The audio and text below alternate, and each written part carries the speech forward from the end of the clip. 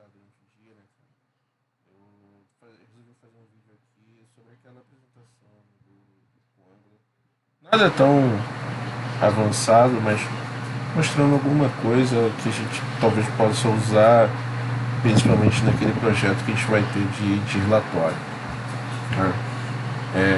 O projeto, assim, eu não usei nada que a gente usa hoje, tá?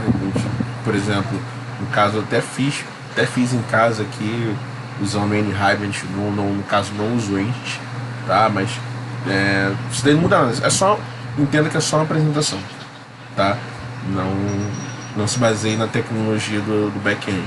A única coisa do back-end que a gente usa, né? Porque talvez a gente já tenha, se eu não me engano, a gente já tem até no RCO, que é a questão da autenticação por claim, tá? É a única coisa que já tenho implementado aqui. Você está vendo aí a autenticação via claim, é onde eu faço a configuração, usando o JWT, e aqui a configuração de como o token vai ser gerado, tá? Não acredito que não fuja muita coisa que já tem no RCO, mas só para você entender como a aplicação ela está rodando. Baseado nisso, o que o sistema ele vai apresentar? O usuário vai poder se registrar, né? Registrando, ele vai ter um login que o sistema vai gerar um token, e isso o Angular ele já armazena em determinado lugar. Vou te mostrar também. E baseado nisso, o que vai ser apresentado, né? O login, você poder se registrar, o login e o acesso via claim, né? Isso o Angular ele já faz aí muito bem, e não precisa trabalhar com muita coisa. Só para você entender, essa aqui foi a startup, o account. A gente tem aqui a parte de adicionar, né? Eu não vou te mostrar muito back-end aí, porque é basicamente o que a gente usa, só mudou o ORM, tá? O login é basicão mesmo. A gente verifica se foi passado o usuário e senha. Tem a questão do login, que aí eu faço algumas verificações lá, como se o e-mail passado existe algum usuário, se não, eu retorno uma notificação, né? Aí isso daqui um pouco não, é bem mais avançado do que aquilo que eu já tinha até te apresentado, que seria um objeto de response. Não, mas aqui é um objeto de response a nível de serviço de domínio. Então tudo que eu for validar naquele request, eu posso retornar um único objeto com todas as notificações. Você pode ver aqui que esse Add Notification ele é herdado, tá? Se for ver aqui no escopo da classe, ele é herdado. E se você for aqui, ó, vamos lá, só para te mostrar, Add Notification, eu tenho você provavelmente deve ter ouvido sobre o André Baltieri. Ele fez um tempo atrás, uns 3 anos, um validador via Fluent, né, API, e aí eu acabei usando e aprimorando alguma coisa dele. Então esse Edge Notification ele é a nível global, porque eu estou herdando ele. Deixa eu só te mostrar aqui.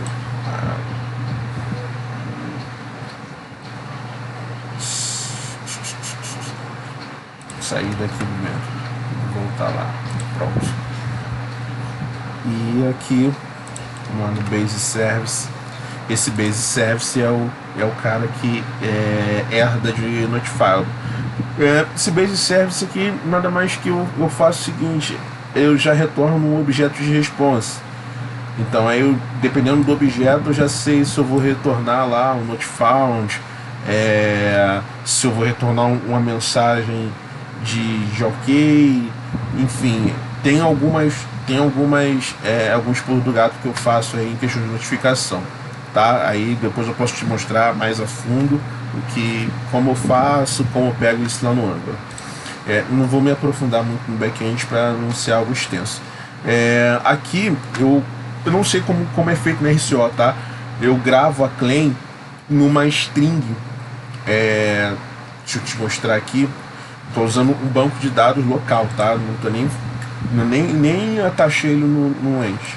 Então, se você for ver aqui, eu tenho um ID, eu uso um guide, mas sei que você não gosta disso, mas a gente vai usar aí do jeito que a empresa usa.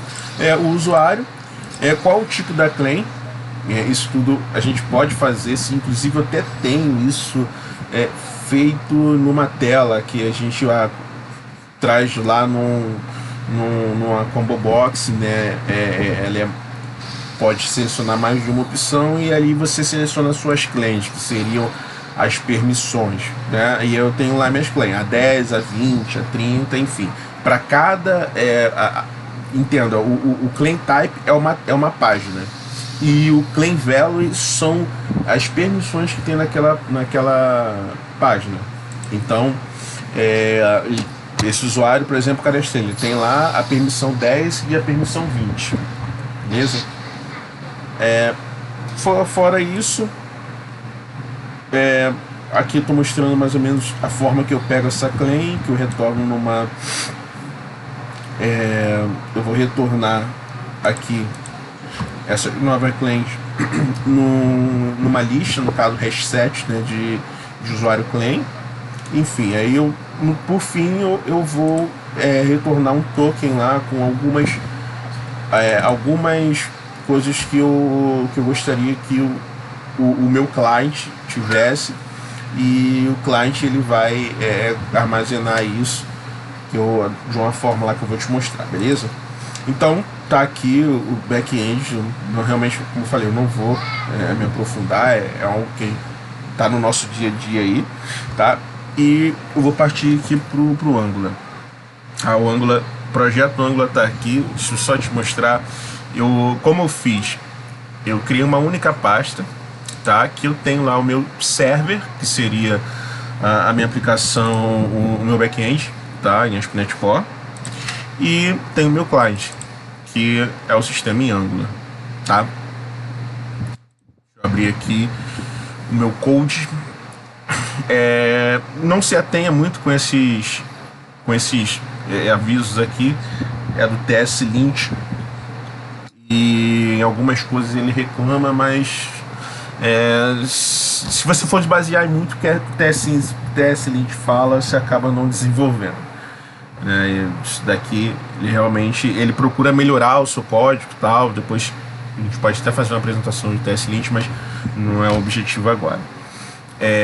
Como está a minha estrutura, como eu faço a estrutura do Angular. Aqui ele já vem com, quando a gente cria um projeto Angular, depois se você quiser que eu crie um passo a passo, como criar, como estruturar, quais as pastas de uma arquitetura do projeto Angular a gente pode fazer. Depois, quando terminar aqui esse vídeo, no finalzinho eu vou te mostrar como está o meu projeto Angular, que aí é algo que eu vou colocar em produção, né, que eu tinha falado com você.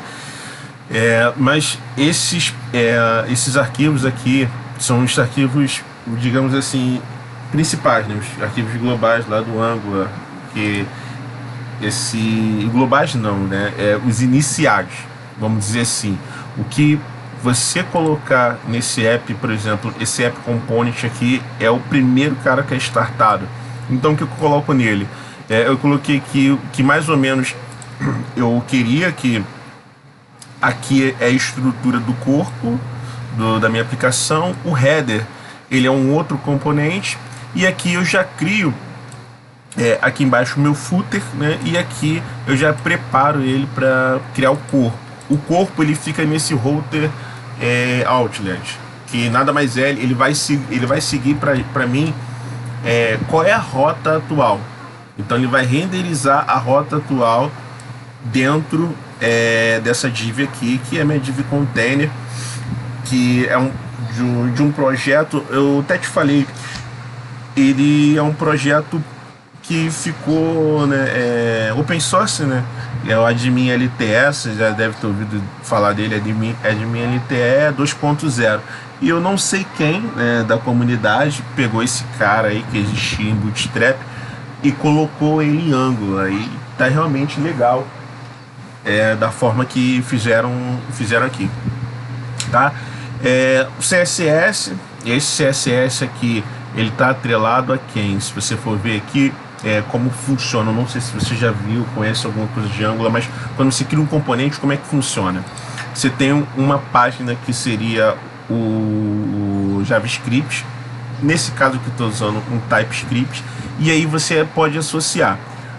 Você associa a ele um HTML e um CSS. Tem mais coisas para você associar, como por exemplo um arquivo spec, que é arquivo do Protector, se eu não me engano, esse é o nome, agora não estou lembrando o nome, que seria o arquivo para teste. Então, o que ele está fazendo aqui? Eu estou associando meu JavaScript a esse meu HTML, e isso de forma nativa, tá? E um CSS, ou seja, eu posso ter um CSS próprio para esses caras aqui, para esse cara daqui, para essa minha página. Então, como eu organizei? A página principal vem o SRC, né, que é o source, e vem o app. Tá? Só vou explicar até aqui, tá bom, cara? Depois eu vou te mostrar como eu coloquei meu projeto lá, pro vídeo não ficar muito extenso. E eu criei uma página aqui chamada Pages, tá? Deixa eu só recolher todo mundo aqui. Beleza. Então tem lá SRC, App, Pages. E aí eu criei lá as minhas páginas, né, de registrar, né, login, a home, que é onde vai aparecer os processos jurídicos, o header, que é um cara global, mas eu apartei ele, acesso negado, quando o cara não tem acesso negado, eu vou até simular aqui para você dar uma olhada, e a about, né? Se eu te mostrar aqui como é que fica, essa daqui é o HTML da about, então ele está bem, você pode ver que ele está bem separado. Aqui é o que eu vou mostrar num header, mas esse header daqui é um content, então é dentro da própria página, tá? Escrito lá sobre. E aqui uma estilização bem simples, né? Eu coloquei lá o site da BRQ e tudo mais. E aqui é aquela questão que eu falei, esse é o arquivo TS, né? Que é o TypeScript, que quando você faz o build para produção, ele é transpilado, né? Ele não é compilado, né? É transpilado, ele transforma esse cara no arquivo JavaScript, e até um arquivo JavaScript bem maneiro, bem interessante, tá? Não é um JavaScript bagunçado, não. O TypeScript, ele tem esse poder aí que eu gosto pra caramba, que ele é bem próximo da nossa síntese do C#.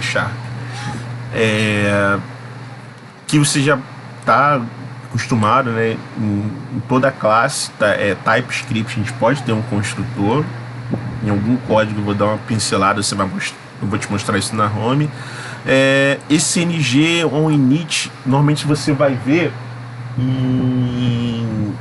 em alguns, ou até na maioria, né, das classes TS, porque é realmente a questão do ciclo de vida do Angular, né? Se você for ver aqui, estou dizendo que ele implementou o init, que é esse método aqui. Se você colocar vírgula, tem alguns outros métodos, como o after view init, o after content check, enfim, isso daqui eu posso até explicar depois. O que a gente vai usar mesmo é o can. Ele não vai estar aqui nesse cara, né, nesse cara aqui, mas você vai ver, tem o can load e o can deactive, enfim, esses caras aqui é é mais para segurança, tá? Mas a gente não vai usar ele aqui. Eu vou te mostrar lá onde ele vai ser usado. Ele é usado lendo as claims que vem do meu back-end, tá? A estrutura, eu falo assim, que você quiser, se quiser que eu faça uma apresentação e tudo mais, que é bem extensa, né? O início do Angular, sei lá, eu faria isso num vídeo de 2 a 4 horas, aí, com estrutura e tudo mais, login, eu demoraria de 4 a 5 horas, realmente ficaria muito extenso, mas eu vou procurar ser bem breve. Então essa é um pouco da estrutura do TypeScript que você vai encontrar no Angular, pelo menos do mais simples ao avançado que você vai encontrar isso. Normalmente vai ter um init, um construtor, dependendo da necessidade. Acesso negado, eu também tenho lá, é algo bem simples, tá, cara? Isso daqui você já tem aí de letra aí que você usa, a gente usa no dia a dia. Mesma questão lá, tem a questão do acesso negado e tal. E aqui o meu arquivo TypeScript com a questão lá do acesso negado, tá? Tem o header, que é o cara que eu falei que eu escolhi apartar. Aqui você vê como que se faz um link lá no Angular, né? Eu tenho o componente A e eu não tenho o meu href, é o router link, aquele usa que a gente chama de diretiva, não. No caso, é uma diretiva e ela está fazendo um bind, tá? Esse bind daqui, ele é um link que você está vendo aqui que se barra, né? Ele é o cara que vai levar a minha rota. Eu vou te mostrar como é que está o arquivo de rota. Cada um ele tem ali o seu espaço. Nesse caso aqui do dashboard, ele só vai ter uma barra. Mais abaixo você vai ver que tem barra about e barra login. Então esses caras daqui, eles vão nada mais que ele vai ler o que está escrito no meu arquivo de rotas. Ele vai ler essa propriedade router link, ele vai acessar a minha rota que está configurada e vai renderizar o componente de forma síncrona, tá?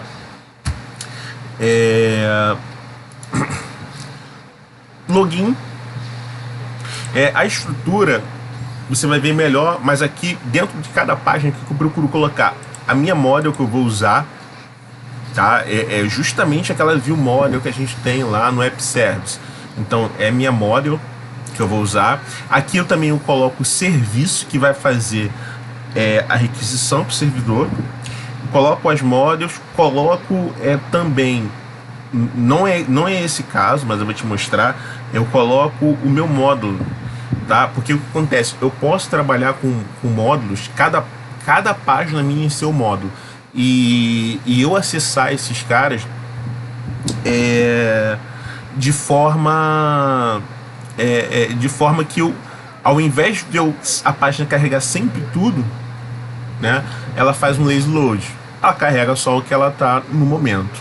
E uma grande sacada de, às vezes, você ter aí, sei lá, 80 páginas, você dividir isso em 70, 60 módulos e ter aí uma performance melhor de carregar só aquilo que você precisa. É mais ou menos o que a gente já faz aí usando o bundle, né, do ASP.NET MVC, tá?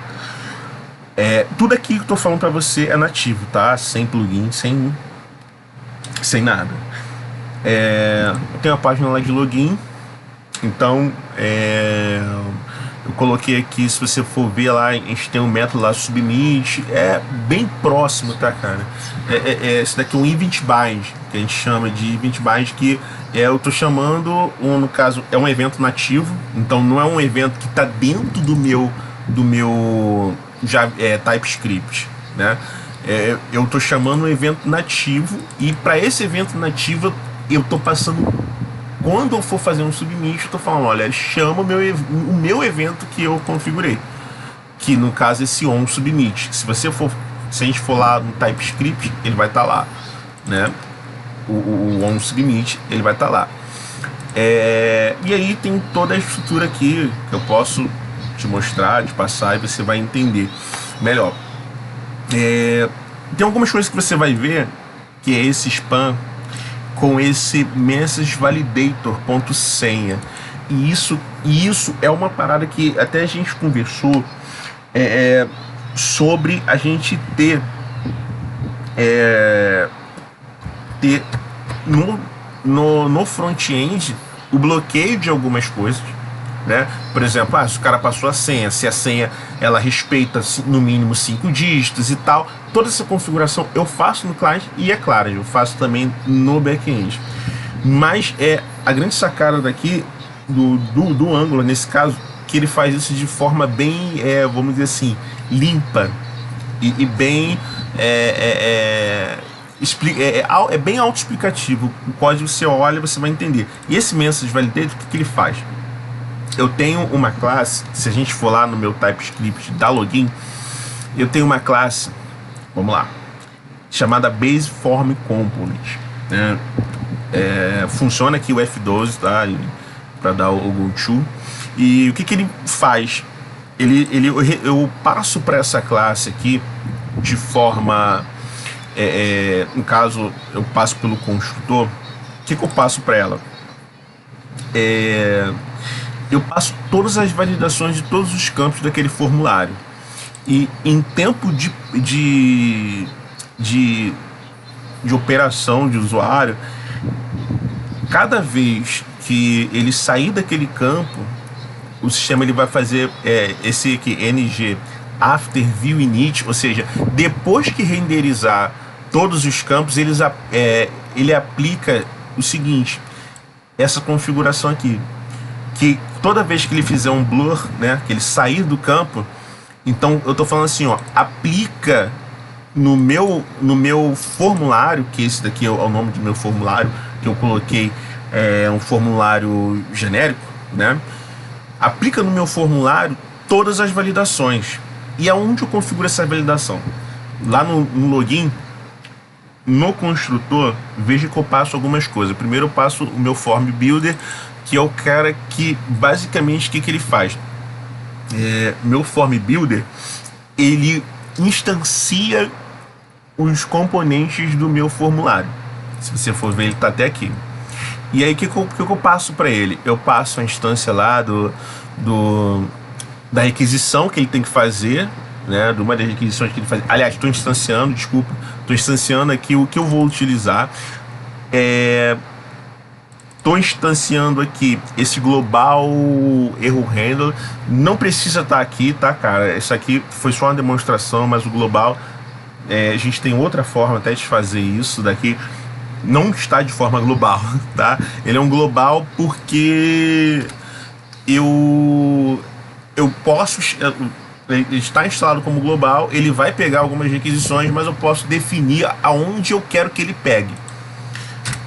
Entendeu? E aqui tem algumas configurações que eu não vou entrar nesse mérito, mas eu faço algumas validações. Quando ele achar um erro, o que é aquele erro? Então, normalmente no meu back-end eu lanço um objeto de erro, e aí ele verifica lá, é o objeto de erro que tem no back-end? Aí não. Então ele varre todos os tipos que eu preciso, até aqui embaixo você vai ver, todos os tipos, e vai retornando para o usuário. Conforme aquele tipo, ele vai retornar uma mensagem lá para o usuário, tá? Mas isso daqui é algo que demora muito. Demora muito, talvez, para explicar. Mas a grande sacada que eu queria te explicar é isso daqui. Eu instanciei e eu passo minha classe super, que é essa BaseFormer, né? Esse super aqui vem um pouco lá do Java. O que eu vou passar para ele? As minhas validações. Se você for nesse cara daqui, essa entidade, que é uma entidade de autenticação, você vai ver o que eu tinha acabado de falar. Eu passo esses validações, que é um cara estático, e o que ele tem? Ele tem o meu e-mail, que ele informa que o e-mail é requerido e se o e-mail é válido. e informe a senha. Eu poderia colocar outras situações, tá? Isso daí eu posso te mostrar num código bem mais maduro, mas isso aqui, lembrando que é só uma POC, tá? Pode melhorar muito esse código. Esse código eu fiz, sei lá, em 7 dias, 6 dias, 6 dias mais ou menos. E aqui eu tenho uma instância onde eu estou falando que como vai ser o meu formulário. Lembrando que esse cara daqui, ele é um cara herdável, né? Ele é herdável. E eu estou instanciando, olha, para esse cara daqui, eu vou usar o e-mail e a senha e eu quero que você valide lá. Quais validações? Que ele é requerido e existe um custom validators que é e-mail que ele valida se aquele cara é um e-mail, né? E a senha, se a senha requerida, que é justamente aquilo que a gente viu aqui nesse autenticar usuário, né? Essa classe daqui, eu tenho um e-mail, um nome e tenho as validações. E se você for dar uma olhada nessas validações aqui, se eu for lá no meu HTML do login, é justamente isso aqui. Olha, o que eu estou passando aqui? Se o mensagem validator senha ele existir, você está vendo aqui, ó, esse ngIf ele faz o seguinte, olha, se existir alguma validação dessa senha, então exiba para o usuário. E ele vai exibir isso de forma nativa, tá? Esse ngIf ele é justamente para isso, ele é de forma nativa. Se você for ver o e-mail também, veja que eu só falo uma vez, olha, se existir alguma validação, algo tiver errado, então exiba essa mensagem, exiba todas as mensagens para mim. Ele não vai exibir, se eu colocar aqui 5 mensagens naquela configuração, ele vai exibir todas aquelas 5 mensagens ali, dependendo da situação. Por exemplo, o e-mail está válido, mas às vezes você quer colocar, ó, eu quero que além do e-mail esteja válido, eu quero colocar que ele seja no máximo 80 caracteres. Se o cara digitar lá 81, então ele vai exibir a mensagem que você colocou lá no autenticar usuário, por exemplo. Se você colocar aqui um max length abaixo desse e-mail aqui, você vai ver que ele vai aparecer lá, tá? Isso a gente pode apresentar algum outro horário do dia, enfim. E o que ele faz? Quando eu entro, eu logo de cara, eu removo o user token. Quem é esse user token? Você vai ver agora aqui. Tá? No login, o que eu faço? Como a gente faz para pegar aqueles valores? O formulário ele tem uma propriedade value, que ele tem todas, entenda, ele tem todas as propriedades barra valor do que eu digitei. Então, quando eu faço esse objeto.assign, ele vai pegar aqueles valores e vai converter no meu objeto que eu estou passando aqui como new, que é autenticar o usuário, que é o e-mail e senha. Então, eu pego aquele cara, chamo o serviço de login, passo ele de forma bruta, porque o Angular ele vai resolver isso, e aqui chega onde em que a maioria dos projetos você vai ver que ele vai trabalhar ou com observable ou com algo chamado promise. Qual é a diferença do observable para o promise, né? O observable ele tem um subscribe. É igual, por exemplo, quando você chega no YouTube e você assina, você tem lá um subscribe, e toda vez que tem um vídeo novo, se você clicar naquele sininho lá, você vai receber. É exatamente isso. Ele faz o seguinte, olha, fique observando até chegar uma mensagem para mim.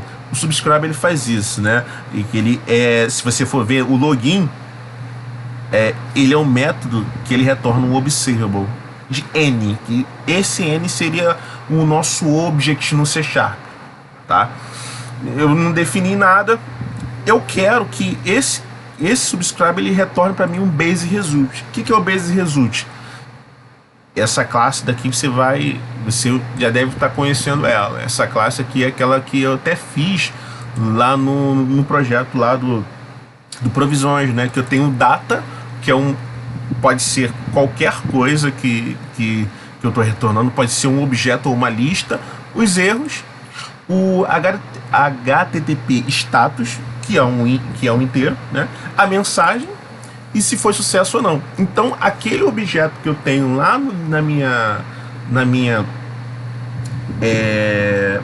no meu back-end, lá no meu serviço, né, de domínio, eu transformo ele aqui de forma nativa em um objeto Angular, né? No caso aqui TypeScript, né? E aí eu verifico aqui, ó, você vai ver esse loading e esse unload. Esse load e unload é do nosso waiting, né? É do load da página mesmo. Estou chamando ele na mão, mas a gente pode, evidentemente, aí eu te falo mais uma vez, a gente pode melhorar esse código. Então eu verifico lá, olha, se o meu result foi igual, foi sucesso, né? Não foi sucesso, eu retorno a mensagem. Eu tenho esse render erro que vai tratar e retornar isso para o usuário de uma forma mais amigável. E vai retornar aqui, ele termina a operação. E se não, aí eu pego aquele meu data e tem um arquivo que, se ele retornou ok, ele vai retornar para mim um token login. Ele vai converter isso também de forma nativa lá usando o ES, que é o ES que a gente, mesmo o ES que a gente tem em Java, que tem em C#, ele vai converter. E então eu pego lá o token, que nada mais é que aquela criptação lá que a gente chama de token, a data que ele expira, e ele passa também, eu gosto de passar o usuário. Não, que questão de gostar, foi maníaco, eu aprendi assim, eu gosto de passar assim, porque eu posso reaproveitar esse cara em algum lugar. Se você for ver esse usuário, que ele tem um ID, o nome, e-mail e as minhas claims, tá? Lembrando que essas claims, cara, se o cara quiser copiar minhas claims, pode copiar, não tem problema nenhum. Ele jamais vai conseguir encriptar lá o token da forma certa. Então, se ele quiser pegar a claim, pode pegar, mas ele não vai ter acesso, então não tem problema nenhum. Então ele vai converter nesse objeto daqui, né, um token login. Se tiver algum token login, então o que eu faço? Eu uso esse objeto aqui. Você vai ver aqui esse set local storage, que ele faz o seguinte, ele usa o local storage, né? Se você for ver aqui, eu vou abrir alguma página da F12 e você vai ver o seguinte, lá em application você tem cadê ele? O local storage. Tá vendo que eu cliquei, não tem nada, tá? Se você for dar uma olhada, esse local storage, o que eu gravo nele? Isso daqui, tá? Você pode colocar qualquer coisa. Eu só criei um item lá na memória. Eu gravo meu token e gravo meu usuário de formas separadas, porque eu posso pegar em qualquer lugar. Como o Angular ele é um projeto web, eu posso pegar aquele cara e usar o JSON.stringify, enfim, você vai ver eu fazendo isso, que é o JSON.parse. Tipo, eu quero pegar o usuário que está logado agora, então faço JSON.parse, uso um get item no meu cara que eu já aceitei anteriormente. Eu posso remover da mesma forma, e como também eu posso setar o local storage, que é a forma que eu estou fazendo aqui, tá? Então ele vai fazer basicamente isso. Olha, o cara tá logado, então faz o seguinte, grava o usuário dele e o token dele no meu local storage e faz ele navegar para a página principal, porque esse cara ele está conectado, tá? E aí a gente vai lá para, se você for dar uma olhada, eu tenho meu app hosting aqui. Esse app hosting é o que faz, vamos dizer assim, a mágica das claims, né? Porque lembra que eu te falei que o quem é o nosso método que a gente usa é um salvaguarda, né? É um cara que a gente vai usar para a gente poder proteger nossa aplicação. Então esse quem é active Activate, ele faz o que eu passo para ele. Aqui é minha rota, tá? Eu coloquei uma rota global. Entenda que você pode ter uma rota dentro de um módulo que eu posso ter várias páginas naquele cara. Então aqui eu coloquei uma só. Mas imagina se você for trabalhar com lazy load, e você tem ali uma página, por exemplo, como a gente tem ali da PSL administrativa, PSL judicial. Então para aquele módulo você tem várias páginas e você vai dizer se aquele cara pode ou não. Como? Através das claims. Então como que ele faz isso? Eu faço o seguinte, olha, esse daqui, eu tô falando que o meu home component, ele é o cara que vai ser na minha raiz, então não formo nada. E eu uso o canActivate para o seguinte, eu falo, olha, para o canActivate, quem vai validar esse cara vai ser a classe Alf Usuário Service. Já vou abrir ela. E o meu data, o cara que vai dizer que se a minha salvaguarda vai deixar passar o usuário ou não, ele vai ter que fazer o seguinte, olha, ele vai ter que ter uma claim do tipo 1000, que ele não sabe o que é, e vai ter um valor do tipo 10. Eu não... Aí você fala, pô, Felipe, a gente vai trabalhar com números mágicos? Eu falo pra você, sim. Sim. Em projetos, se você for ver em projeto em produção Angular, na maioria dos casos, projeto talvez grande, você não vai ver muito diferente, entendeu? Você não vai ver muito diferente. É claro, a gente pode criar classe, pode pegar ela de forma, sei lá, global. Cara, eu não tentaria reinventar a roda, entendeu? Eu em projeto de produção eu faço assim, eu coloco esse cara daqui, depois eu não vou te mostrar agora, posso te mostrar pessoalmente. Ele é um enumerador, entendeu? Quem manda no meu banco vai ser o meu serviço de domínio. Então tem os meus numeradores lá, da mesma forma que a gente tem dos indicadores, é a forma que eu trabalho aqui, entendeu? Eu não orientaria a fazer diferente, tá? Mas aí fica mais ao teu critério. Então fala pro seguinte, olha, para esse cara acessar a home, ele tem que ter um tipo de claim 100, 1000, quer dizer, com valor 10, que é para acessar. Eu posso ter um valor 11 que é para alterar, o valor 12 que é para deletar, eu posso fazer tudo, aí o céu é o limite. Então lembrando que essa claim, ele vai trabalhar com a tela e o que o usuário pode fazer na tela, tá? Se você for ver lá a classe, esse Alf, Alf Usuário Service, o que ela faz? Ele tem o canActivate, lembra que do salvaguarda? Então, o que eu falo? Olha, quando o cara estiver renderizando, antes de renderizar, verifica para mim se ele está autenticado, né? Esses authenticators, ele é setado em que momento, né? Shift F12. Se você for dar uma olhada aqui comigo, vamos lá. O que ele faz? Ele dá um get user token, que nada mais é que esse cara daqui, olha. Se o cara, na hora que ele vai logar, eu tenho um token que eu seto logo nesse método. Se esse cara não tem token, se o token ele for, aí eu faço aqui um teste. Se ele for diferente de nulo, ele vai retornar true, né? Se ele for nulo, ele vai retornar falsa. Então, o básico é justamente isso. Ele vai verificar se o cara ele tá logado ou não, né? É claro, se o cara tentar fazer uma requisição e esse valor tiver preenchido e já passou da validade, esse token expirou, ele não vai conseguir conectar, vai retornar 401, né?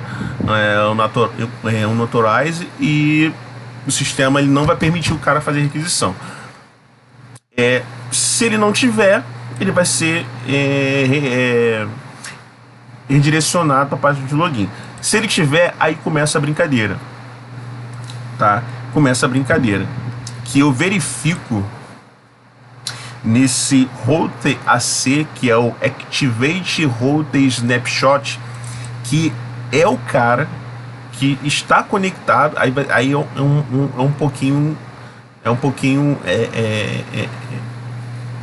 pouquinho talvez aí igual um filtro do C Sharp. O que ele vai verificar? Ele vai verificar essa claim aqui. O que ele faz? Se ela for diferente de undefined, ou seja, ela tem uma claim. Então eu vou passar essa claim, lembrando do nome, e eu verifico se tem uma claim. Se essa claim existe, eu pego um getUse. O que ele vai retornar nesse getUse? O meu usuário, tá? E ele vai pegar o usuário, lembrando que ele tem as claims, e vai verificar se o meu usuário tem claim. Se ele não tiver nenhuma claim, tá zerado lá, já vai ser redirecionado para login. Se ele tiver, o que ele vai fazer? Olha, por acaso, esse usuário, as claims que ele tem, existe alguma claim que ele tem que é igual a claim que está definida para essa rota? Se não tiver, acesso negado. Aí ele já não retorna para o login. Ele já redireciona o cara para a página de acesso negado. Tá? Se não tiver, se daqui tiver tudo ok, show, retorna true. E ele vai permitir que o can activate vai passar, ou seja, a página vai renderizar. Então, antes de qualquer renderização, o usuário vai ter que passar pelo ciclo de vida lá do can activate. E aí, por aí vai. Tem um login, tem um about, a própria tela de acesso negado e registrar. E por último, eu não vou passar a página de registrar não, tá, cara? Vai demorar um pouco, o vídeo vai ficar muito grande. Mas se você for dar uma olhada aqui,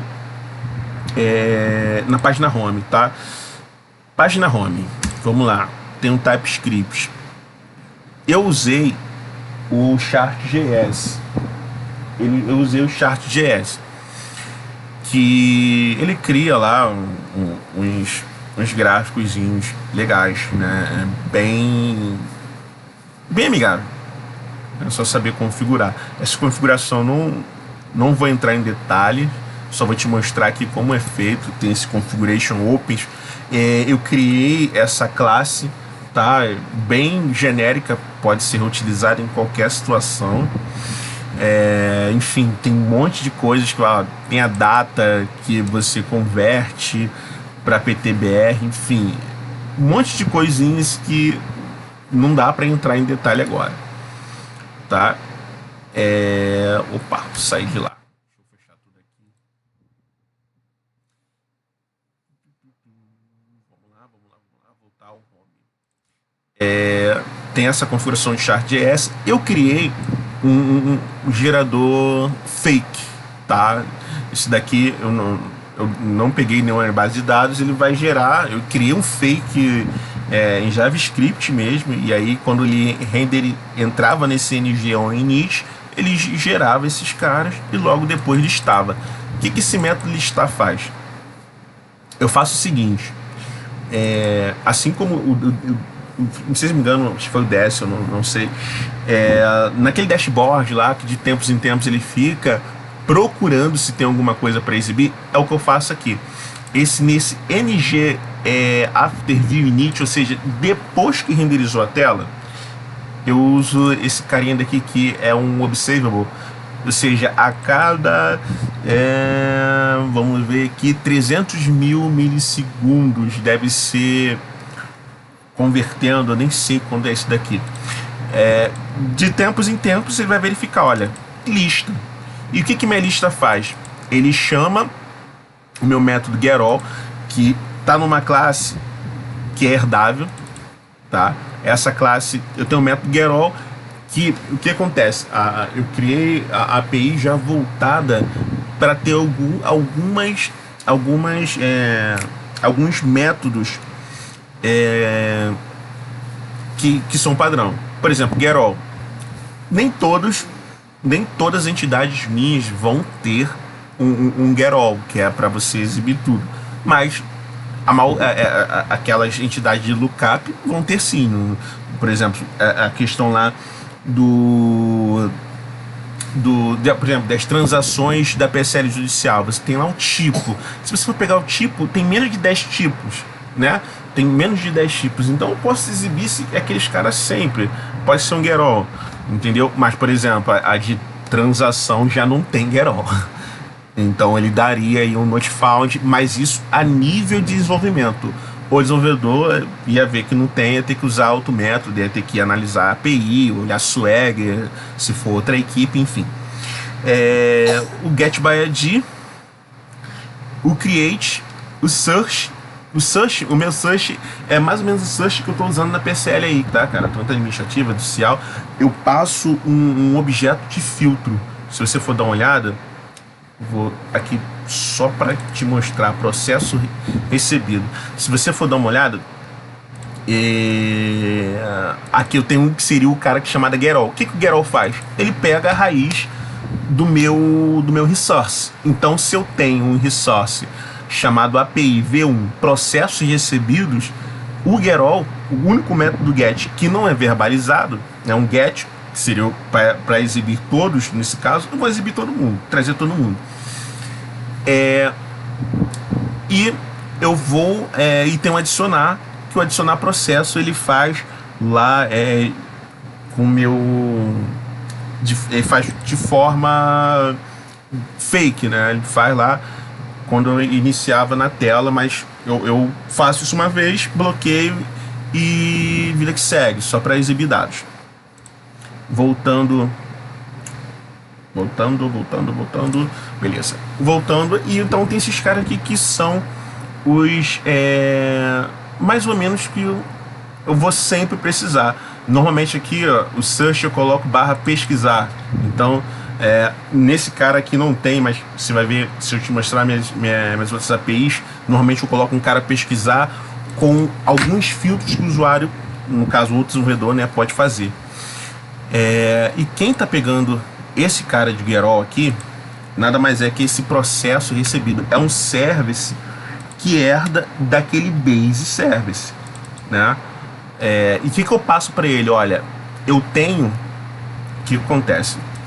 Vamos lá no super. O que eu faço? Eu gravo num cara chamado environment, que aí entra um pouquinho de ASP.NET Core, que é as minhas variáveis em ambiente.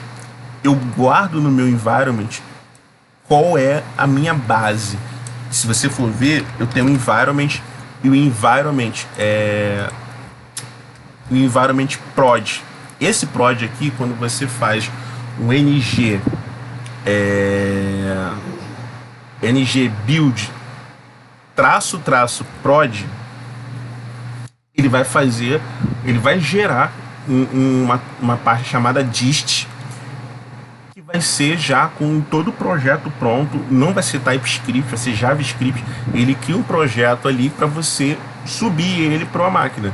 Então, ao invés dele pegar do environment, ele vai pegar do environment prod, tá? E aí você também você pode criar environment.test, enfim. Isso daí é configurável, tá? Beleza? Então é isso aqui que eu tenho lá na home. Eu tenho esse processo que eu só vou passar, olha, processos recebidos. O que ele vai fazer? Ele vai pegar o meu environment, vai concatenar e vai trazer lá, ó, até o VI é o que eu tenho no meu environment.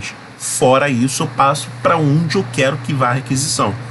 Então, de forma genérica, eu estou pegando todos aqueles métodos e eu estou passando para ele só o path, né? Só o resource para ele completar.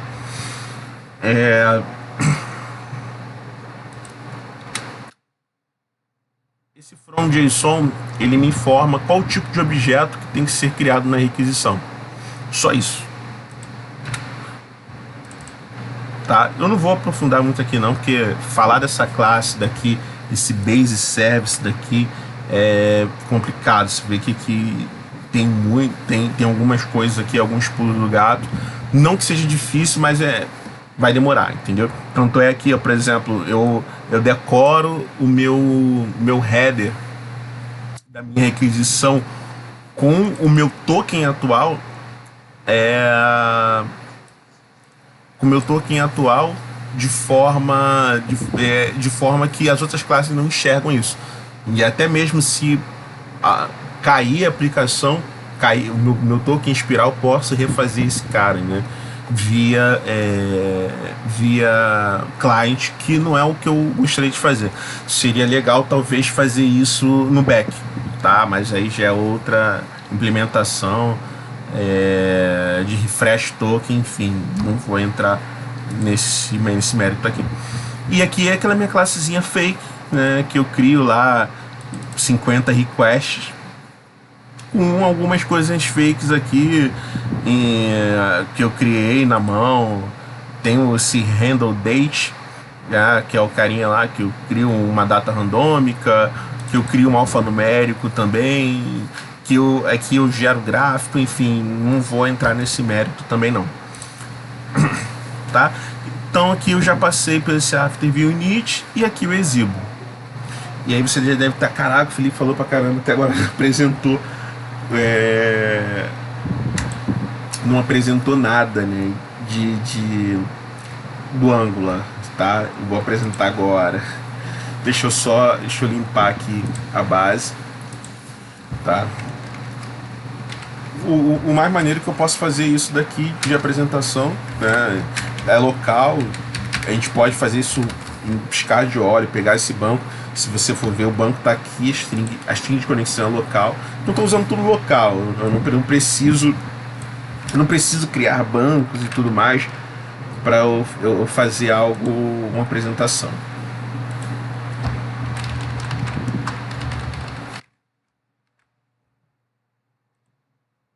Eu apaguei meu usuário e agora eu gosto de entrar, cara. Você vai ver muita gente fazendo isso aqui, ó. Pega no Angular, terminal, new terminal, e você vai ver muita galera fazendo isso daqui, usando o terminal aqui dentro. Eu não gosto, porque eu quero espaço, tá? E você tem um log melhor. Você imagina, você vai ver o build aqui, você imagina para cada chunk, né? O que acontece? Quando você altera alguma coisa você faz alguma alteração aqui, deu Ctrl S, ele vai salvar, ele vai recompilar isso e vai pegar pedaços e recriar. Olha o tamanho do log que ficaria. Vou te mostrar aqui, vou usar o PowerShell, tá? Eu vou acessar a minha página client.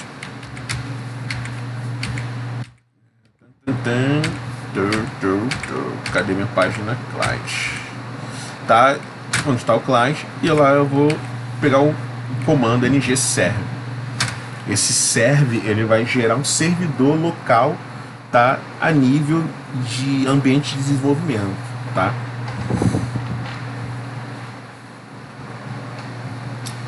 Demora um pouquinho às vezes, e aí realmente tem que esperar. Eu já nem sei quanto tempo tem esse vídeo, tá, cara? Peço desculpa. E vídeo acho que vai ficar mais fácil de você ver, você pode ir pausando, trabalhando, enfim. E eu sentar aí, perder um tempo com você, talvez você não tenha esse tempo toda hora. E aí o vídeo você pode ver a hora que você quiser. Então aqui se você pode ver, você tem um build. Eu posso aumentar essa tela, porque ela não vai ficar na minha frente toda hora. Deixa eu fechar isso aqui. É uma tela que não vai ficar na minha frente toda hora. E aí, esses caras aqui, ele gerou os chunks. Se eu vim aqui e eu fizer isso aqui, ó, eu coloquei para ele fazer um autosave. Eu volto lá, ele vai compilar de novo, de formas pequenas, só aquele pedaço e vai gerar outro chunk. Então você imagina você utilizar um terminal aqui e vai ter que ficar vendo o que aconteceu. Se eu quebrar minha aplicação,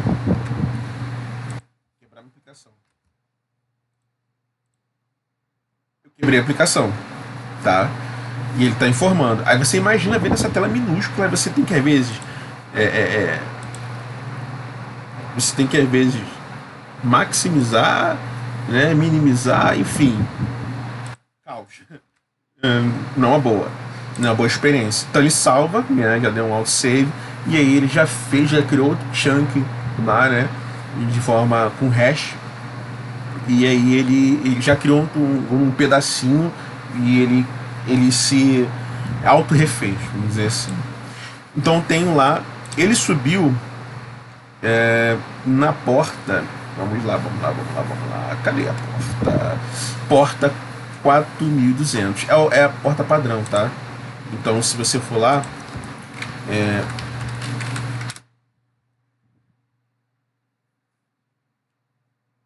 eu estou logado ainda. Mas eu excluí o usuário. Eu excluí o usuário. Então contra F5. Ele vai ter que fazer requisição. Aí. Não. Deixa eu ver. Já apaguei o usuário. Vamos lá. Deixa eu ver aqui como ele está fazendo a requisição. Tá. Vamos ver o que ele está fazendo. Não sei se ele guardou no cache. Tá. Vamos lá. Console. Só assim. Deixa eu só ver o que tá rolando aqui, porque ele não jogou esse cara lá pro meu login. Ele tinha que jogar lá pro login. Mas esse cara aqui. Vou parar ali, breakpoint.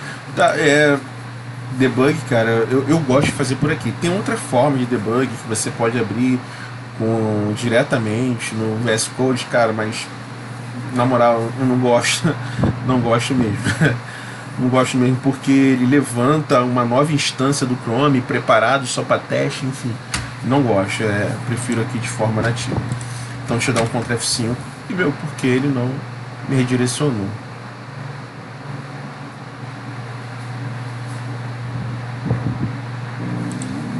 Realmente está pegando, porque provavelmente ele está rodando no cache. Vamos dar Ctrl F5. Pronto.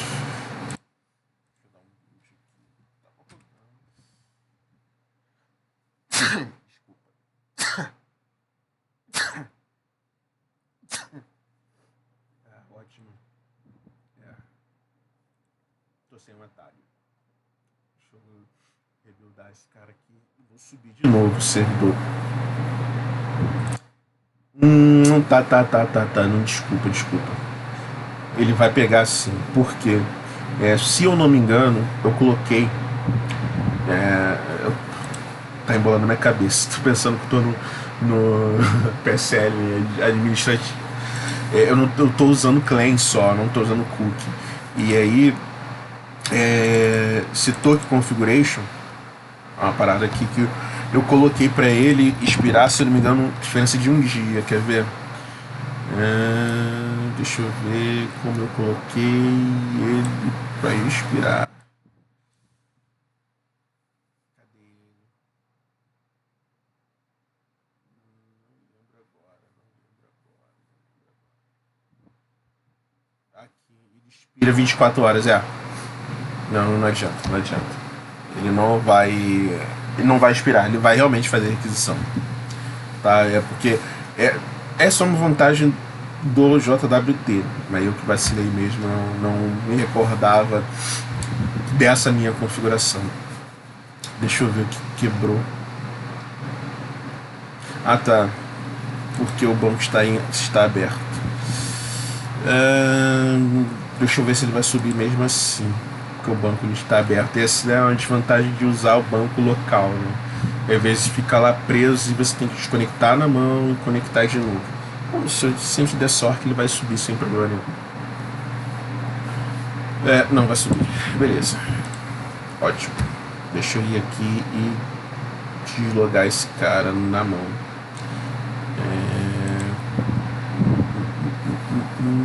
View SQL Explorer.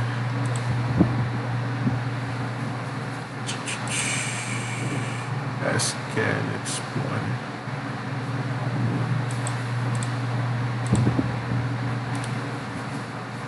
Vou dar um desconect aqui.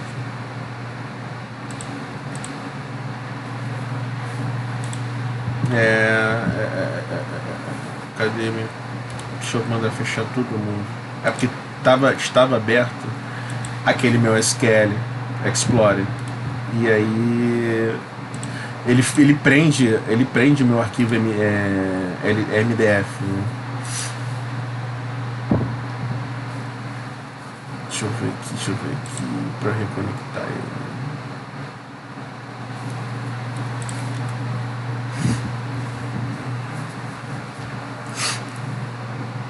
Eu sempre esqueço isso, cara. Fica lá, eu abro lá o meu.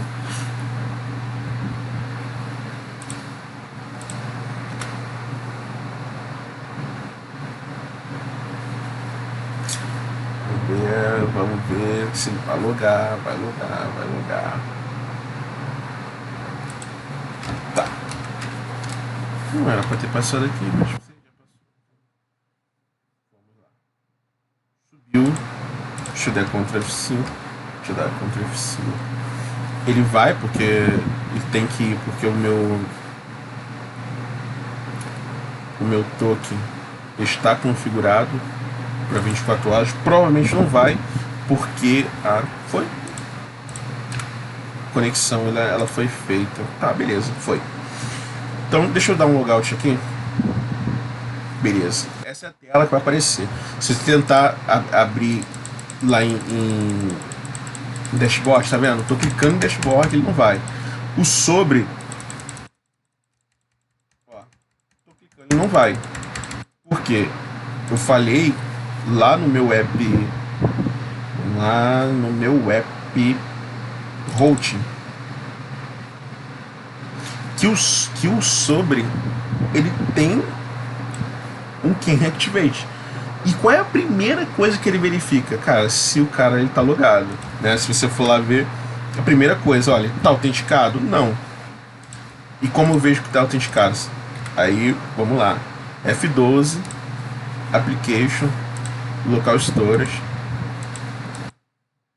Nada, não tem nenhuma key. Então, eu vou lá. Eu não tenho usuário. Então, eu venho aqui em registrar. Vou colocar lá no usuário 10.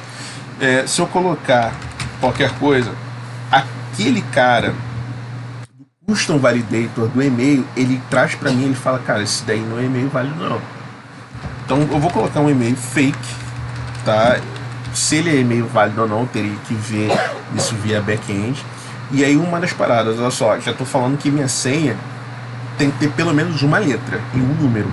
Se eu colocar uma letra e digitar, vou colocar uma letra só, A, vou colocar ABC.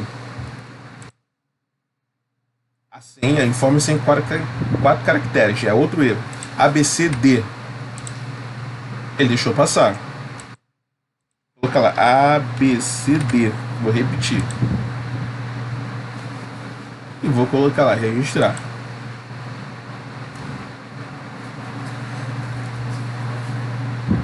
Aí isso daqui já é meu back-end. A senha deve conter ao menos um número. No meu back-end eu vacilei aqui que eu não testei, mas eu posso colocar lá. Eu coloquei meu back-end, ele pegou lá esse cara. Se você for dar uma olhada, o meu usuário service, se eu não me engano, esse cara que deveria fazer isso, pelo menos, né? E aí aqui, ó, no meu usuário, dentro do meu usuário, eu tenho algumas notificações, que é o que talvez eu acho que eu cheguei a te mostrar, não sei. Mas aqui é minha notificação. O que eu tô fazendo aqui? Olha, nome, tem que formar o nome e no máximo 20 caracteres. São coisas que eu não coloquei. Validar a senha. Cara, ele valida de várias formas a senha, inclusive a encriptação, se a encriptação ela tá certa. Já, se ele vai encriptar no meu back-end, vai pegar a minha senha, vai encriptar ela e vai ver se a encriptação está batendo com a encriptação que está no banco. Que ele grava lá uma encriptação hash MD5. A senha, se você for ver aqui, ó, a encriptação, vamos lá, está em hash usando MD5. Tá? É algo bem simples, cara. Isso aqui você vai ver bastante na internet aí. Nosso amigo aí, Eduardo Pires, Eduardo Pires, né? Tal, o André Baltieri, todo mundo aí usa mais ou menos isso daí. Isso daqui eu faço algumas validações, principalmente contains letter e contains number, né? É uma validação que eu fiz que ele usa o char is letter, né? Se ele verifica se contém alguma letra. Então, enfim, vou colocar lá a senha A123, tem que ter 4 caracteres, né? A123 e ao menos uma letra. Vou registrar. Opa. Beleza, cadastrado, cadastro realizado com sucesso. Então vamos lá, vou no meu teste A123, sign. Então ele trouxe para e deixou eu logar, e aí eu consigo navegar agora em sobre e em dashboard. Entendeu? Link lá, funciona direitinho. Opa, lá estamos no site da BRQ e tal. Dashboard, ele renderiza lá. Esses números, cara, são reais, tá? Ele gravou no banco. Agora, provavelmente eu não vou poder te mostrar porque eu desconectei. Eu desconectei do SQL lá e é chato conectar de novo. Deixa eu ver se eu consigo. Local, MDB, não, MDB, SQL Authentication, History, deixa eu ver aqui, pior que eu não tenho. Enfim, eu não vou conseguir te mostrar agora, cara, depois eu posso até te mostrar, mas isso está no banco, tá? Se você for ver, eu posso te mostrar aqui pelo meu get. Deixa eu ver aqui, não tem como te mostrar lá, mas tem como te mostrar no get. A gente mata a cobra e mostra ela morta. Adicionei lá, então aqui no meu Gerol, eu vou parar aqui no breakpoint. Ele vai usar aquele método listar e vai lá no meu back-end. Se você for ver, ele criou um objeto result, que é daqueles caras, tá vendo? Data. Eu tenho lá, cara, isso é muito feio que tô fazendo. Shift F9, melhor. E aí eu tenho lá o meu data. Então você vê aí que ele pegou do back-end, tá? Eu tenho lá número de processo, todo mundo que eu criei. Se você for ver, eu gosto de usar o NHybrid, tá, cara? Mas lembrando que isso aqui é só uma POC. Se for passar nos métodos, aqui eu uso o método assíncrono, tá? E aqui eu tô usando aí, o Décio agora vai bater até palma. Eu tô usando o Dapper, cara. Eu tô usando o Dapper. Eu faço um select normal, passando lá os campos que eu quero, e ele vai transformar em DTO. É basicamente o que o Ent tem feito hoje, copiado, né? O Ent copiou o Dapper, né? Essa nova versão aí do Ent, aquele From SQL lá. É isso daqui, cara. E o NHybrid ele não tem nada tão diferente, não. Ele também tem isso. E eu faço isso de forma síncrona porque eu uso o IS, tá? Eu uso o IS para minhas explicações, para minhas APIs. Então o IS ele resolve isso rápido. Ele se resolve no assíncrono, entendeu? Ele libera a memória rápido, ele não fica guardando. Então aquele projeto, entenda como fosse um observable. Eu tenho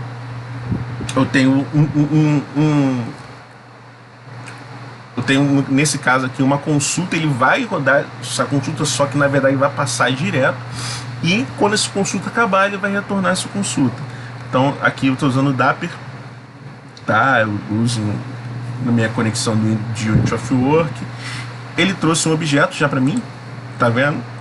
Então o Dapper tá aí, funcional e muito rápido, né? Ele é muito rápido, a serialização dele é terrível, muito rápido. Então deixa eu voltar lá para meu front-end.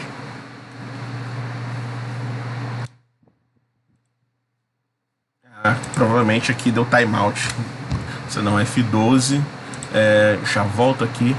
Deu timeout. Deu timeout, beleza. Mas se você for ver agora aqui, depois que eu loguei, eu até esqueci de te mostrar. Tá vendo aquele PJ token, PJ usuário? Quando eu logo, ele seta tudo aqui. Então aqui tem o meu token, tá aparecendo, né? A gente pode tirar isso, claro, pode ficar invisível. Esse é o limite. Aí depende do que você vai querer. E o usuário, eu passo esses caras aqui. Pô, Felipe, você tá passando o usuário do cara lá. Passo. Meu banco de dados tem que ser protegido. Se eu quiser fazer alguma coisa com esse ID, eu consigo fazer. Mas se você não quiser nada, você pode retornar um nome e e-mail. Só isso.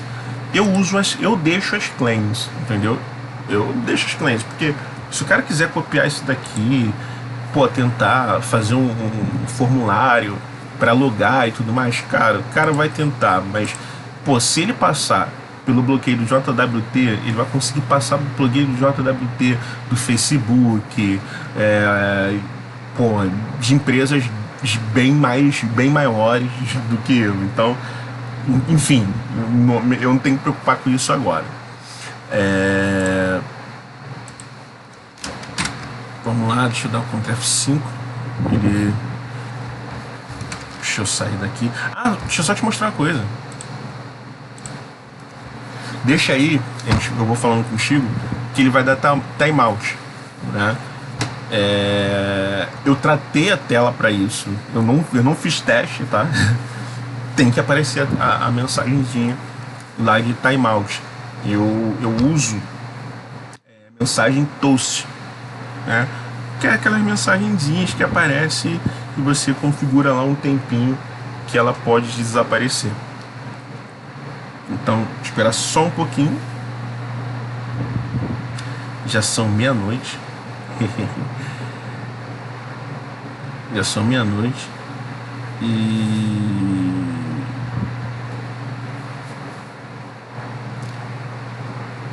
a gente tá aqui gravando. Tô deixando aí rolar.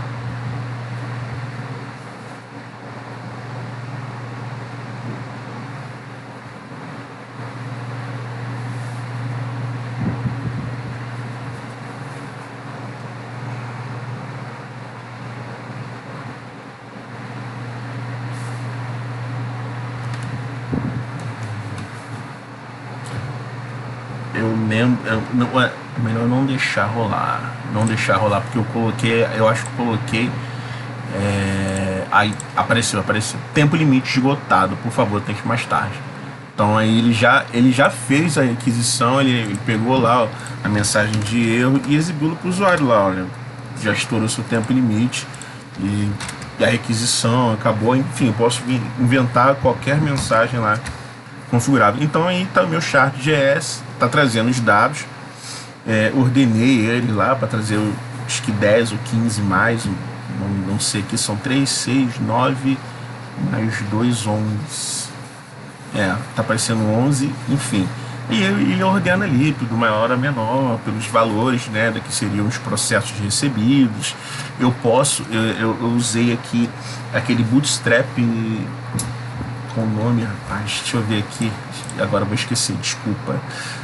Eu tenho aqui no meu package.json data Bootstrap Table, tá? É o meu Bootstrap Table, que é o que a gente usa aí, só que em versão DMPM. E aí eu posso lá copiar, né? Copiei o clipboard e aí eu abro lá o Notepad, por exemplo, Ctrl V, ele traz os dados.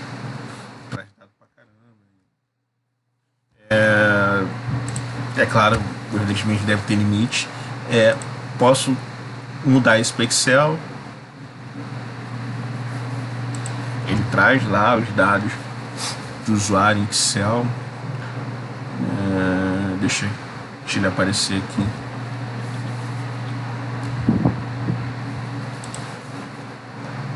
Vamos lá. Tá demorando. Essa máquina tá pesada. Vamos lá. Claro, né? Eu tô com um monte de coisa aberta. Obviamente, vai estar pesado. Aí, né, ele trouxe em Excel duas vezes, né? Eu apertei duas vezes. Já trouxe lá os dados em Excel e tal. São tá em 42, né, e tal, porque são duas linhas a mais, na verdade são 40 registros. E tem o CSV. Isso funciona, tá? Tem algumas configurações, foi bem chatinho fazer isso daí, mas funciona. CSV não está trazendo os dados corretos. Seria teria que parar para ver e colocar esses caras em UTF-8. E print, né? E o print é o mais legal aí que o cara pode usar em qualquer lugar. E aí, essa foi a ideia que eu tive. É claro, isso aqui é o print, né?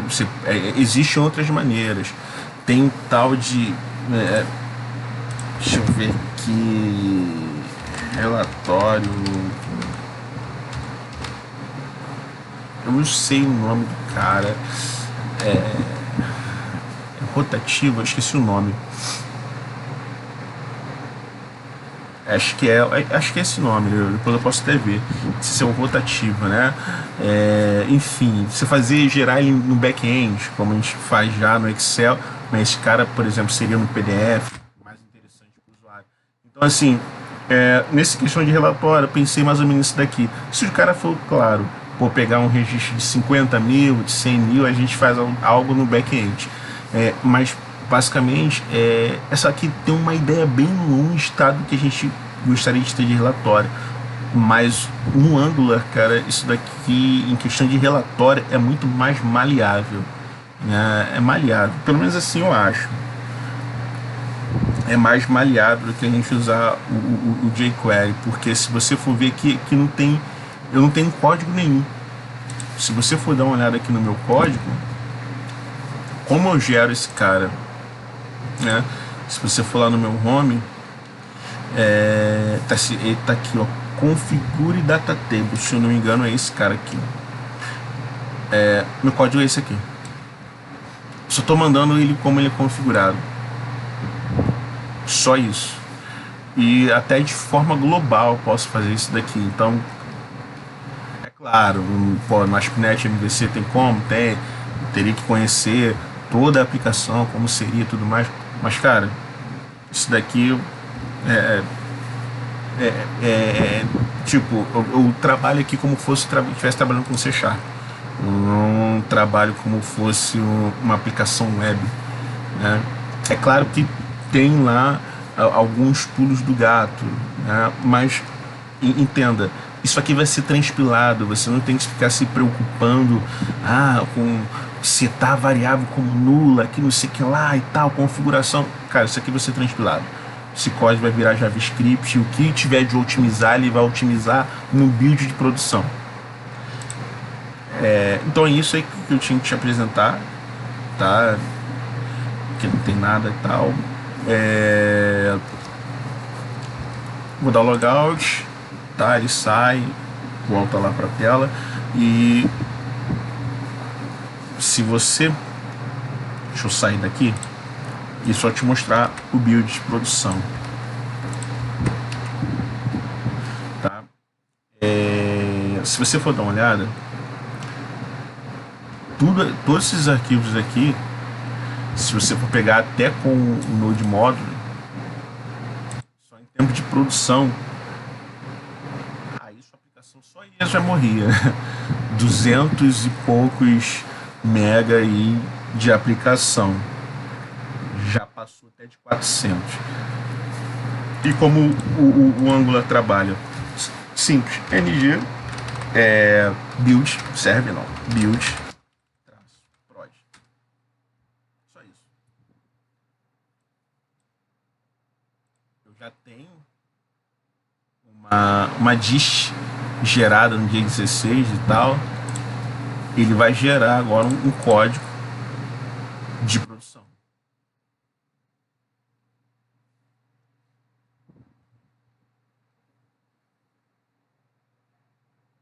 Vai gerar um código de produção. Eu não vou mostrar como sobe e tal, só vou mostrar o tamanho do arquivo. É, Só para você ter uma ideia, tá, cara? Esse vídeo tá imenso, mas só para você ter uma ideia do que você dá para fazer aí em questão desse relatório, com algo mais novo, enfim. Não é hype, tá? Não é hype. O código ele é tanto como performático como bem maleável, né? O Angular ele te dá uma oportunidade de você trazer uma arquitetura de pasta, né, de organização de arquivo muito boa, que traz uma clareza para a equipe inteira saber aonde está determinado arquivo, módulo, pasta, entidade, até DTO você cria, enfim, depende da criatividade da organização de quem for implementar. Aqui está otimizando, e aí ele vai gerar exatamente a nossa pasta, todos os arquivos necessários na nossa pasta dist.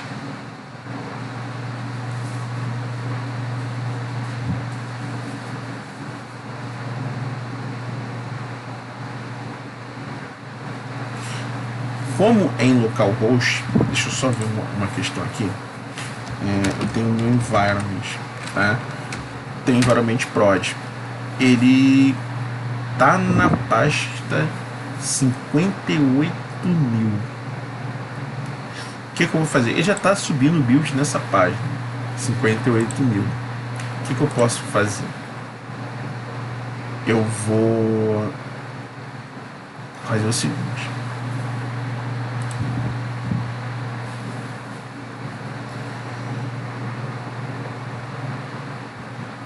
Fazer o seguinte.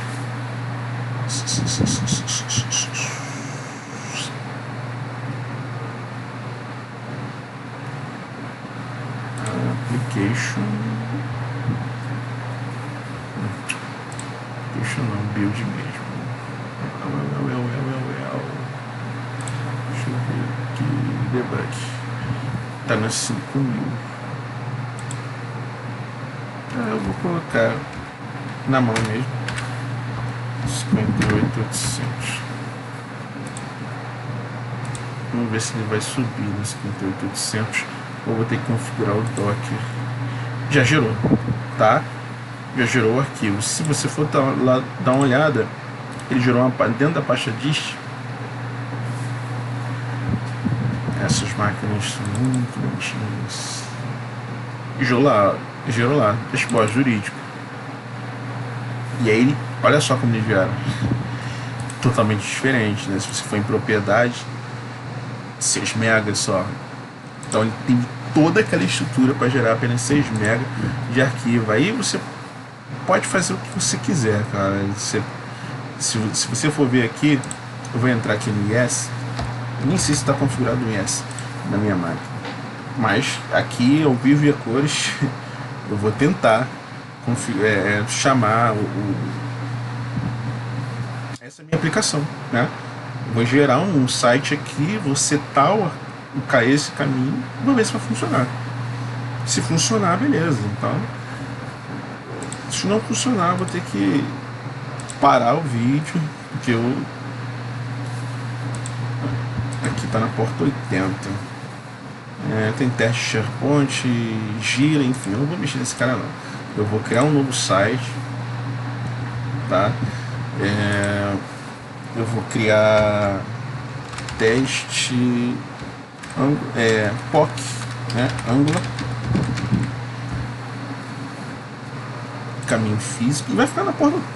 Eu vou colocar numa outra porta, vou colocar no 80 não. 80 já tem gente escutando, então fica mais complicado. Eu vou direto na página onde ele criou o dist, tá? Eu não quero outra página não. Outra página não. Eu vou lá naquela pasta e vou pegar aqui. Quero que ele suba na página 52, na porta 5200. E foi. Vamos ver se vai. Então vamos lá. Localhost. 5200.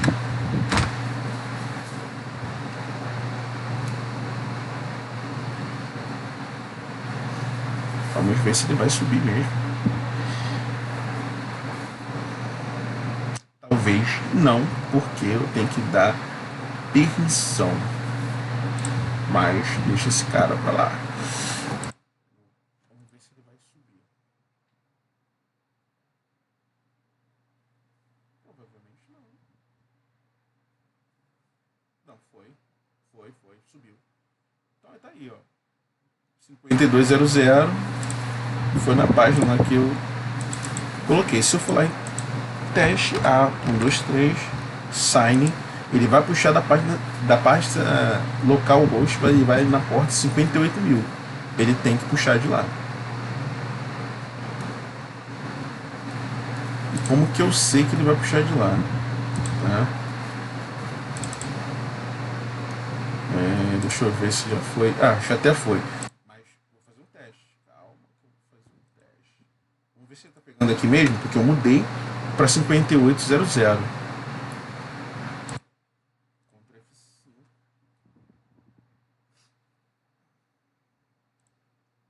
Pingou. Tá lá. Então ele tá pegando a minha pasta 5800, que só está no meu environment prod. Não está no meu desenvolvimento. Se eu for subir agora a minha aplicação em desenvolvimento, NG Server, aqui já foi, tá? Vou fechar aqui. Então 5200 morreu. Eu consegui subir, tá? A aplicação tá logando, enfim.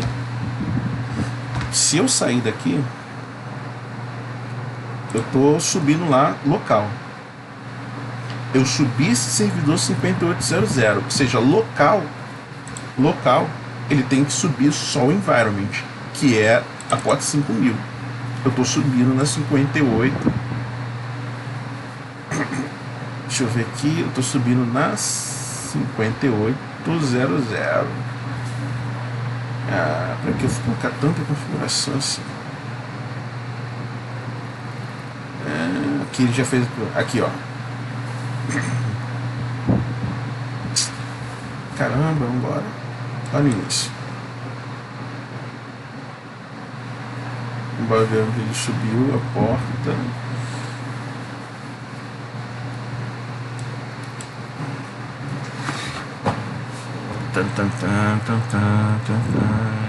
Deixa eu ver aqui o Alpha Authentication. Develop. Tá aqui. 58.000. Eu já subi.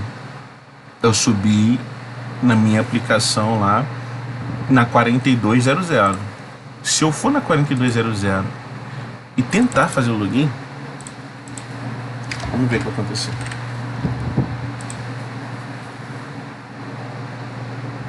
Houve um problema de comunicação do servidor. Ou seja, eu parei a minha porta lá, 5.000, e mudei para outra. Ou seja, eu só consigo agora subir lá em produção. Beleza? E para não ficar muito extenso, eu só vou mostrar aqui. Ah, tá. Agora saindo daqui, estou na minha máquina.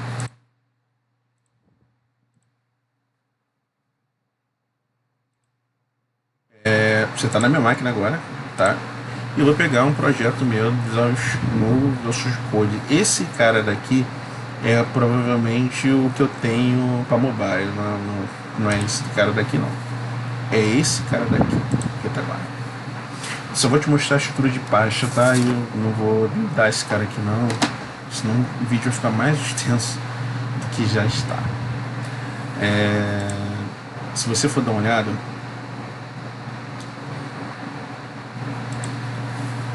qual é a estrutura de pasta? Tem lá o src, app, e aí eu tenho a minha pages, a minha shared e a minha theme. A pages fica as páginas com os módulos, né, separada por módulo. A minha shared é tudo que foi em comum. Por exemplo, o breadcrumb, que é o que eu mostro em qual página, em qual local eu estou. em comum em todo o projeto. Baseform para filtrar, Baseform para Resource Form, que para eu salvar um cara, esse aqui é para eu listar, isso aqui é um diálogo de confirmar, isso aqui é um diálogo com input, ou seja, isso aqui é tudo que é comum entre a aplicação inteira. E aí eu tenho meus componentes, Breadcomb, o Content Header, que é o Content Header, vamos lá, é o meu header com Breadcomb, tá? É isso mesmo, é o meu header com Breadcomb, que pega um ícone, tem um título, descrição, enfim. Os meus enums, o meu tratamento de erro, as minhas extensões, eu criei algumas extensões aqui, por exemplo, sedata, converter data para dia de semana, de array para alguns aqui, não, esse daqui eu tirei. Number, se o número está válido, para retornar um número na nossa moeda, né, PTBR. Tem algumas coisas aqui um pouco mais avançadas, sim, JavaScript. Enfim, tem algumas coisas que agora não dá para explicar. As minhas models, que vai pegar em todo o sistema, os meus serviços, por exemplo, serviço de usuário, no caso empresa, município e tal, coisas em comum, e os utils. E aí para cada cara vem aquilo que eu te falei, eu crio um módulo. Então, se eu tenho um módulo que depende desse módulo, ele vai ser um pouco mais inchado, que não é tão pesado. Mas se ele não depende, então não vai carregar esses caras. Tenho meus temas, que aí são coisas mais voltadas ao tema da aplicação. Algumas coisas, as diretivas já estavam aqui, né? Eu basicamente coloquei as minhas outras diretivas, porque isso aqui foi um projeto que eu comprei, eu só alterei, tá? A estrutura visual eu comprei e eu criei a estrutura conforme a gente aprendeu a trabalhar com ele. Meus formatadores, meus pipes. Pipes nada mais são do que transformadores para o que você entende que seria comum na aplicação. Por exemplo, data. A data, eu tenho a data lá que, se você for trabalhar com Angular normal, é a data lá em inglês, né? É a data lá que a gente não usa. Então ele converte, um pipe ele converte para PTBR com data ou só com data e hora. Number também, olha, às vezes o número às vezes é em inglês, né? Aquele formato em inglês, e aí eu posso transformar ele em moeda ou em numeral. Enfim, tem algumas jogadas que eu faço aqui. Então esse meu tema aqui, ele fica mais para questões visuais, entendeu? Mais para as questões visuais. Tem alguns estilos, alguns não, né? Vários estilos, principalmente no meu post, que é como exibir uma mensagem. Outra utils, que tem animação, tem validador, um app validador aqui e tal.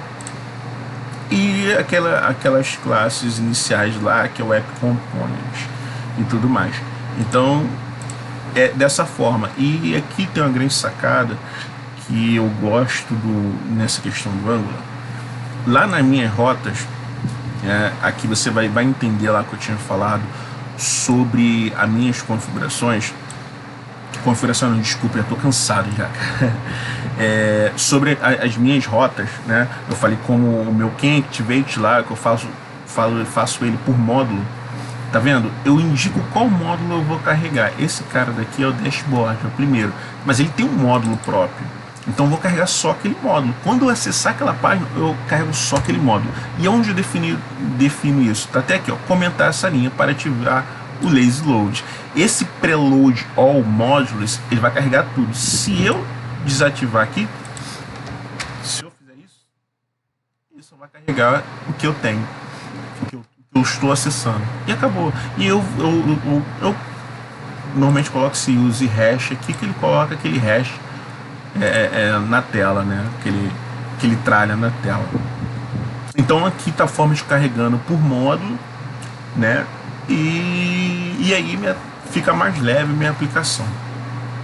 Lembrando que o Angular pode ser melhorado, cara. tem coisas no Angular que você pode pegar mais fluidez nele, tá? E aqui fica o que eu tinha falado para você, ó, tem na tela de campanha, aí eu coloco lá um componente para listar, um componente para salvar, que ele tanto inclui como altera. E um sharing, o que é esse sharing? Ele tem tudo que a minha entidade precisa. Se ele tem enum, ele vai ter aqui. Se ele tem uma model de várias mods aqui, porque eu posso ter várias páginas, ele vai estar aqui. Eu tenho a página de listar. Se ela for uma model e a página de salvar for outra, elas vão estar aqui. Se você for dar uma olhada, esse cara aqui que vai fazer o bind com o meu formulário, que é a hora que eu pego aquele valor, como eu te mostrei na hora de logar, na hora de salvar aquele processo recebido. Então é isso aí, cara, que eu tinha que apresentar, tá? Aqui eu tenho meu serviço, que é aquele cara lá que vai fazer, tá vendo aqui, ó, que ele passa o que ele quer, e eu vou herdar de base service, que eu vou pegar os métodos daquele cara lá e eu vou fazer minhas requisições. Se eu quiser fazer algo customizado, eu faço na própria classe, sem alterar o que eu tenho na classe genérica. E aqui o meu módulo nada mais declara todas as minhas rotas que eu vou usar para aquele módulo e declara todos os componentes e serviços que eu vou usar no meu módulo que são pertinentes. O serviço, o que acontece? Lembra da injeção de dependência que a gente faz lá no C#, que a gente coloca lá no construtor da classe. Aqui não basta você fazer isso aqui, ó. Não basta você ir lá no construtor da classe e colocar aqui. Não vai funcionar. Ele não consegue instanciar. Porque ele não tem um IOC, né? E é onde a gente faz o IOC?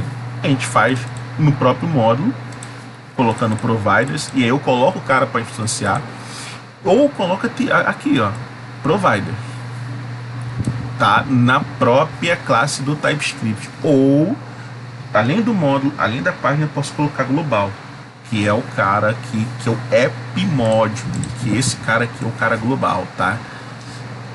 Esse daqui, tudo que eu defini aqui, ele vai ser carregado primeiro.